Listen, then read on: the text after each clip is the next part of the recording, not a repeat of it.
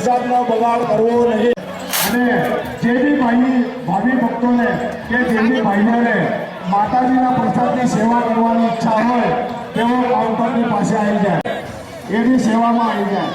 મહિલા મંડળોના મંદિર તરફથી જે ભાઈ બેઠા છે, હેલો, કાઉન્ટરની આસપાસ જમવા દેવું નહીં।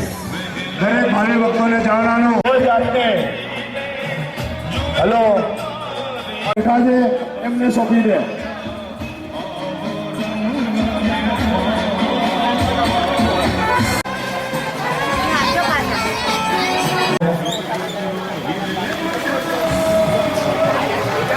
कार्यकर्ता भाइयों ने खास नम्र